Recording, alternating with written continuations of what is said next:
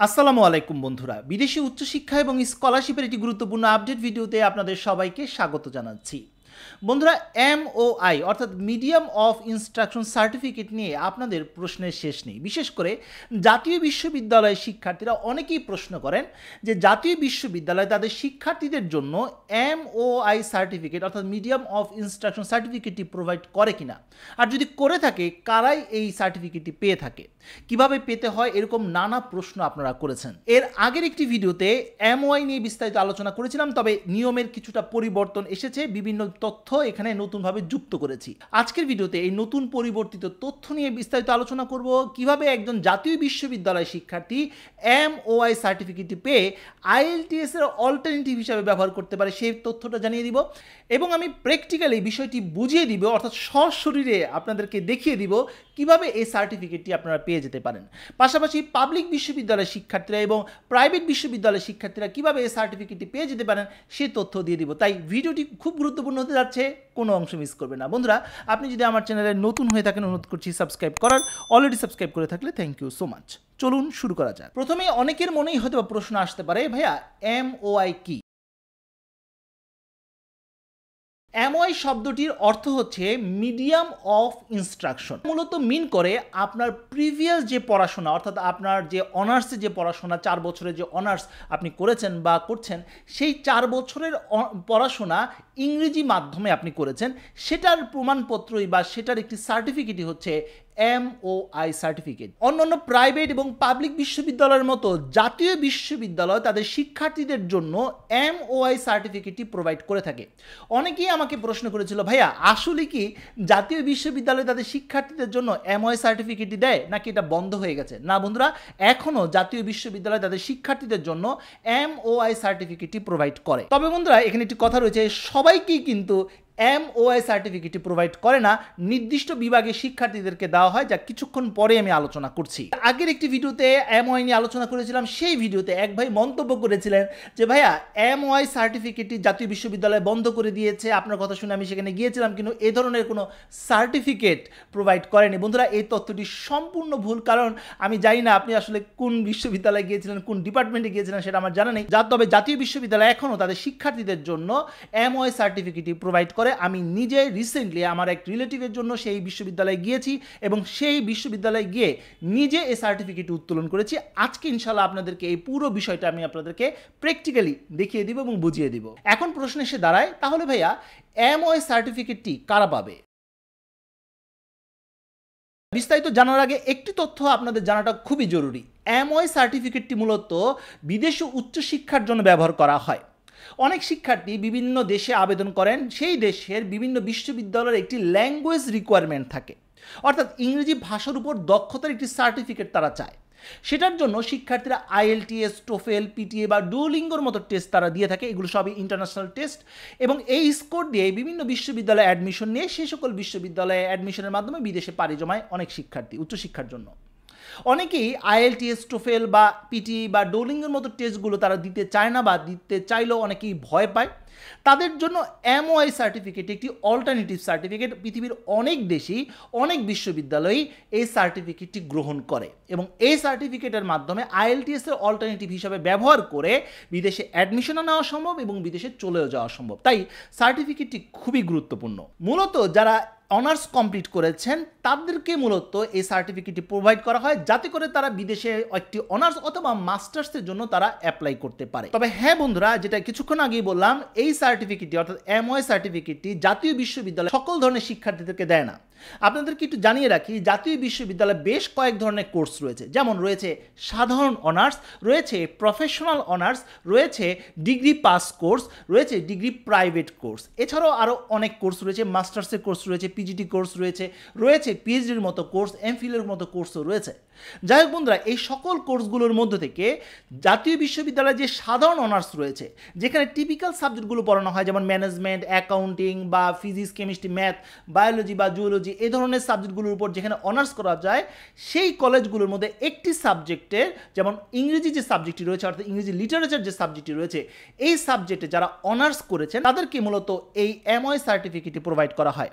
এছাড়া যারা professional honours করেছেন, যেমন বিবিএ করেছেন, সিএসসি করেছেন, অথবা হোটেল ম্যানেজমেন্টের মতো কোর্স করেছেন, কেএমটি অর্থাৎ নিউট্রিয়াল ম্যানুফ্যাকচার অথবা টেক্সটাইলের মতো সাবজেক্ট রয়েছে, এছাড়াও প্রফেশনাল অনার্সের অন্য যে সাবজেক্টগুলো রয়েছে এভিয়েশন ম্যানেজমেন্ট, অ্যারোনটিক্যাল ইঞ্জিনিয়ারিং, এই যে প্রফেশনাল যে সাবজেক্ট রয়েছে 12টি সাবজেক্ট রয়েছে প্রফেশনাল, সেই 12টি সাবজেক্টের যে কোনো একটি সাবজেক্ট যদি আপনি পড়ে থাকেন তাহলেও কিন্তু আপনি এই এমওআই সার্টিফিকেটটি পেয়ে যেতে পারেন। এখন অনেকেই প্রশ্ন করতে পারেন, ভাই আমি ফিজিক্সে অনার্স করেছি, আমি অ্যাকাউন্টিংয়ে অনার্স করেছি, আমি কি এই এমওআই সার্টিফিকেটটি পাবো না? বন্ধুরা, টেকনিক্যালি আপনি এই সার্টিফিকেটটি পাবেন না। এটা শুধুমাত্র প্রফেশনাল অনার্স যারা পড়েছেন, যাদের পড়াশোনার মাধ্যম, পরীক্ষা, ক্লাস, লেকচার সব কিছু ইংরেজিতে ছিল এবং যারা ইংরেজি লিটারেচার সাবজেক্টটিতে পড়েছে তারাই মূলত এই সার্টিফিকেটটি পায়। এখন প্রশ্ন আসতে পারে, তাহলে ভাইয়া কিভাবে আমরা এই সার্টিফিকেটে অ্যাপ্লাই করব, কিভাবে এই সার্টিফিকেটটি আমরা পাবো? এই সার্টিফিকেটটি পাওয়ার 3টি ধাপ রয়েছে। আমি 3টি ধাপ বিস্তারিত আলোচনা করছি। আশা করি এই ধাপগুলো যদি আপনি অনুসরণ করেন তাহলে নিজে নিজে কারো হেল্প ছাড়াই আপনি এই সার্টিফিকেটটি পেয়ে যেতে পারেন এবং উচ্চশিক্ষার ক্ষেত্রে আইএলটিএস এর অল্টারনেটিভভাবে ইউজ করে আপনি বিদেশে চলেও যেতে পারেন। প্রথম ধাপ, ডকুমেন্টস রেডি করা। বন্ধুরা, এই ধাপটি সবচেয়ে বেশি ইম্পর্ট্যান্ট, কারণ এই ডকুমেন্টসের উপর নির্ভর করছে যে আপনি এই সার্টিফিকেটটি পাবেন নাকি পাবেন না, বা কতটুকু স্মুথলি আপনি পাবেন। বেশ কয়েকটি ডকুমেন্টস আপনার প্রয়োজন হবে। প্রথমে আপনার একটি অ্যাপ্লিকেশন ফর্ম দরকার হবে। আপনি চাইলে বাংলাও লিখতে পারেন, চাইলে ইংরেজিতেও লিখতে পারেন, তবে ইংরেজিতে লেখাটাই ভালো। আপনারা নিশ্চয়ই দেখতে পাচ্ছেন স্ক্রিনে একটি আমি ফরম্যাট দিয়েছি। এই ফরম্যাটটা আপনারা চাইলে স্ক্রিনশট নিয়ে রাখতে পারেন এবং এই ফরম্যাট অনুযায়ী আপনি একটি অ্যাপ্লিকেশন ফর্ম লিখবেন এবং এখানে আপনার যে ডিটেলসগুলো রয়েছে, অর্থাৎ আপনার যে রোল নাম্বার, রেজিস্ট্রেশন নাম্বার, আপনার কলেজের নাম বা ইনস্টিটিউশনের নাম, সেই তথ্যগুলো আপনি বসিয়ে দেবেন এই ফরম্যাট অনুযায়ী। এই ফর্মটি লিখে প্রিন্ট আউট করে আপনার কাছে রাখবেন। এটা হচ্ছে প্রথম ডকুমেন্টস।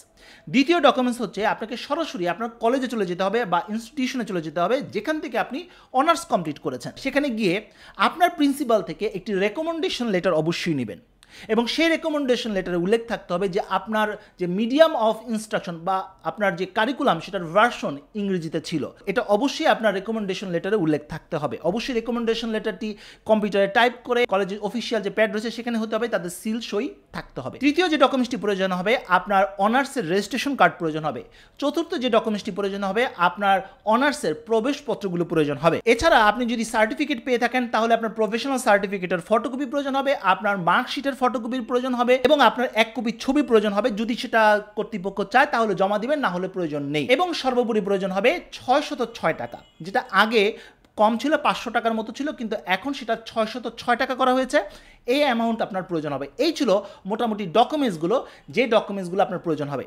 এখানে প্রথম যে দুটি ডকুমেন্টসের কথা বললাম, অর্থাৎ অ্যাপ্লিকেশন যে ফর্মটির কথা বললাম যেটাকে আপনাকে লিখতে হবে কম্পিউটারে, সেই কম্পিউটারে এই ফর্মটি লিখে আপনি আপনার কলেজে চলে যাবেন বা ইনস্টিটিউশনে চলে যাবেন।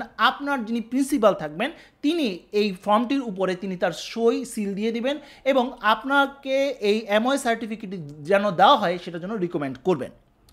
এই হচ্ছে মোটামুটি ডকুমেন্টসগুলো। এই ডকুমেন্টসগুলো গুছিয়ে আপনাকে এবার দ্বিতীয় ধাপে যেতে হবে, অর্থাৎ দ্বিতীয় ধাপটি মূলত হচ্ছে জাতীয় বিশ্ববিদ্যালয়ে সরাসরি আপনাকে যেতে হবে। রিসেন্টলি আমার রিলেটিভের জন্য আমি এই সার্টিফিকেটগুলো ভালোভাবে গুছিয়ে এরপর আমি সরাসরি জাতীয় বিশ্ববিদ্যালয়ে চলে গেছি এবং সেখানে গিয়ে মূলত এই সার্টিফিকেটের জন্য আমি আবেদন করেছি এবং সার্টিফিকেটটি কিন্তু আমার হাতেও চলে এসেছে। চলুন দ্বিতীয় ধাপটি বিস্তারিত প্র্যাকটিক্যালি বুঝে নেই। প্রথমেই সকল পেপারসগুলো নিয়ে সরাসরি চলে যেতে হবে জাতীয় বিশ্ববিদ্যালয়ের মূল ক্যাম্পাস গাজীপুরে। এটা মূলত বোর্ড অফিসে অবস্থিত। বোর্ড অফিস একটি এরিয়ার নাম, সেখানে মূলত অবস্থিত। এটা আইইউটি যে বিশ্ববিদ্যালয়টি রয়েছে তার পাশেই এই জাতীয় বিশ্ববিদ্যালয় অবস্থিত। মতিঝিল বা গুলিস্তান থেকে যে কোনো ধরনের পরিবহনে আপনি চলে যেতে পারেন, বাসও অ্যাভেলেবেল রয়েছে, সেই বাসের মাধ্যমে আপনি যেতে পারেন। এমওআইয়ের জন্য যে কার্যক্রমটি অবশ্যই দুপুর 1টার আগে আপনাকে কমপ্লিট করতে হবে, এটাও কিন্তু আপনাদের জানিয়ে রাখি। মূল গেট দিয়ে প্রবেশ করে একটি সামনে মূল বিল্ডিং রয়েছে, আপনারা নিশ্চয়ই দেখতে পাচ্ছেন। এই যে গেটটি রয়েছে এটা দিয়ে আপনাকে প্রবেশ করতে হবে। কিছুটা সামনের দিকে এগুলোই আপনারা দেখতে পাবেন ওয়ান স্টপ সার্ভিস নামের একটি অফিস আপনারা নিশ্চয়ই দেখতে পাচ্ছেন। এখানে বিভিন্ন সার্টিফিকেট, নম্বরপত্র, মার্কশিটের বিভিন্ন কার্যক্রম হয়। তবে বন্ধুরা আপনাদেরকে জানিয়ে রাখি, এখানে অর্থাৎ ওয়ান স্টপ সার্ভিস থেকে কিন্তু কোনো ধরনের এমওআই সার্টিফিকেট প্রোভাইড করে না। এটা সম্পূর্ণ ম্যানুয়ালি আপনাকে আবেদন করতে হবে। এটা অনলাইনে আবেদন করতে হবে না, কারণ জাতীয় বিশ্ববিদ্যালয়ের সার্টিফিকেট, মার্কশিটের জন্য কিন্তু অনলাইনে আবেদন করতে হয়, কিন্তু এমওআই সার্টিফিকেটে মূলত ম্যানুয়ালি আবেদন করতে হয়। ওয়ান স্টপের সার্ভিসে যাওয়ার পর আপনারা দেখবেন যে সেখানে একটি নোটিশ লাগানো হয়েছে এবং সেখানে বলা হয়েছে প্রশাসনিক ভবনে 410 নম্বর রুমে আপনাকে যেতে হবে। আপনি চাইলে সরাসরি 410 নম্বরে চলে যেতে পারেন, কারণ আমি আপনাকে বলে দিলাম। চাইলে আপনি ওয়ান স্টপ সার্ভিসে জিজ্ঞেস করে তারপর আপনি 410 নম্বর রুমে চলে যেতে পারেন।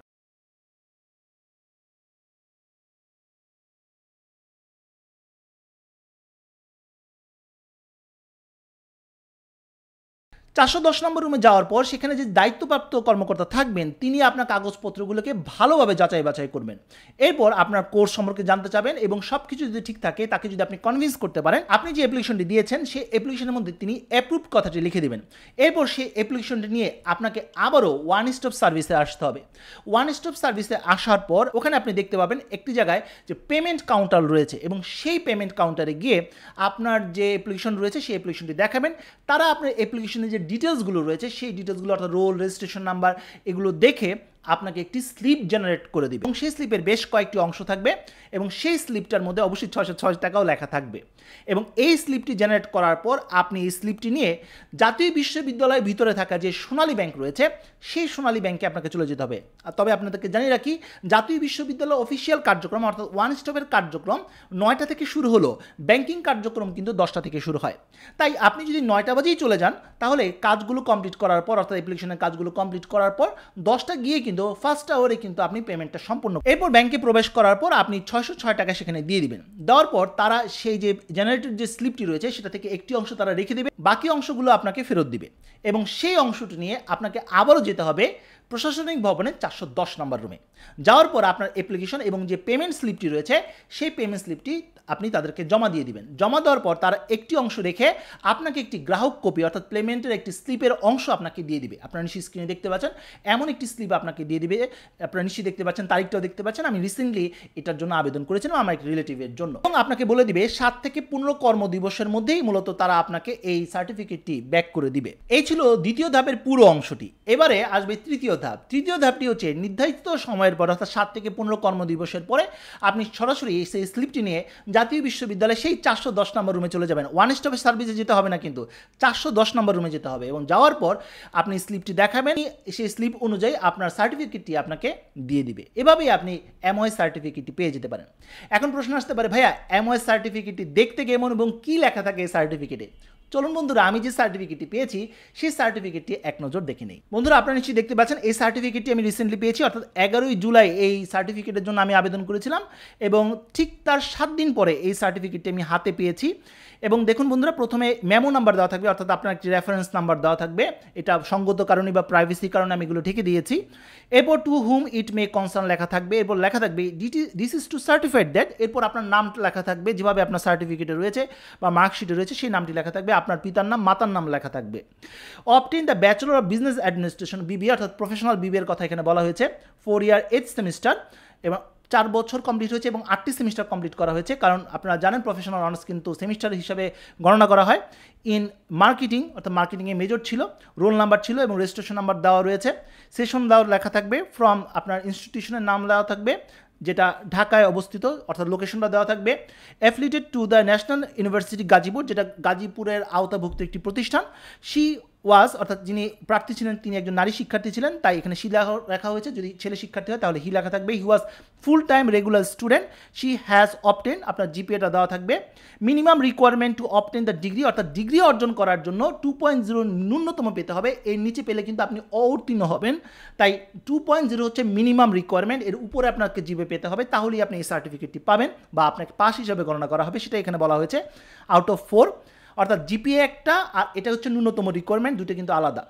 This is two certified that she has completed her academic activities in English version অর্থাৎ ইংরেজি ভাষণে সে পড়াশোনা করেছেন, এই কথাটা কিন্তু এখানে লেখা থাকবে। Wish her success in life, এরপর যিনি রেজিস্টার তার একটি সই থাকবে, সঙ্গত কারণে সেটা আমি ঢেকে দিয়েছি এবং তার বিস্তারিত তথ্য এখানে লেখা থাকবে এবং সিলটা দেওয়া থাকবে। এই সার্টিফিকেট একটি ভিন্ন কাগজে দেওয়া হয় অর্থাৎ নর্মাল যে সাদা কাগজ সেটা না, জাতীয় বিশ্ববিদ্যালয়ের সার্টিফিকেটগুলো একটু লাল রঙের একটি কাগজ হয়ে থাকে, কাগজে প্রিন্ট আউট করা থাকবে, এভাবেই আপনি সার্টিফিকেটটি পেয়ে যেতে পারেন। আশা করি পুরো প্রক্রিয়াটি আপনি বুঝতে পেরেছেন। এবারে প্রশ্ন এসে দাঁড়ায়, ভাইয়া আমি তো জাতীয় বিশ্ববিদ্যালয়ের শিক্ষার্থী না, আমি তো অন্য কোনো একটি বিশ্ববিদ্যালয়ের শিক্ষার্থী, 7 কলেজ হতে পারে বা প্রযুক্তি ইউনিট হতে পারে বা হতে পারে গার্হস্থ্য অর্থনীতির কোনো কলেজের শিক্ষার্থী অথবা অন্য কোনো পাবলিক বিশ্ববিদ্যালয়ের শিক্ষার্থী। বন্ধুরা বিভিন্ন বিশ্ববিদ্যালয় ভেদে এগুলো নিয়মটা ডিফারেন্ট হয়, তাই আপনার বিশ্ববিদ্যালয়ের যে রেজিস্ট্রার থাকবে সেই রেজিস্ট্রারের সাথে যোগাযোগ করুন অর্থাৎ প্রশাসনিক ভবনে যোগাযোগ করুন, আপনারা খুব সহজে এটা পেয়ে যেতে পারেন।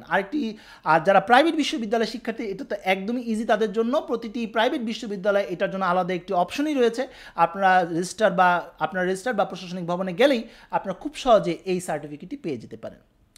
তো বন্ধুরা, এই ছিল আজকের মতো ভিডিও। আজকে আমরা জানতে পারলাম জাতীয় বিশ্ববিদ্যালয়ে এমওআই সার্টিফিকেট কীভাবে উত্তোলন করতে হয়, সেই কৌশলগুলো জানার চেষ্টা করলাম। ধাপে ধাপে আমি তথ্যগুলো দিলাম, অনেক নতুন তথ্য অ্যাড করেছি, প্র্যাকটিক্যালিও বুঝিয়ে দেওয়ার চেষ্টা করলাম। আশা করি নিজে নিজে এই সার্টিফিকেটটি উত্তোলন করতে পারবেন। তো বন্ধুরা, আজ এই পর্যন্ত, সবাই ভালো থাকুন, সুস্থ থাকুন, দেখা হবে আগামী কোনো ভিডিওতে। সে পর্যন্ত আল্লাহ হাফেজ।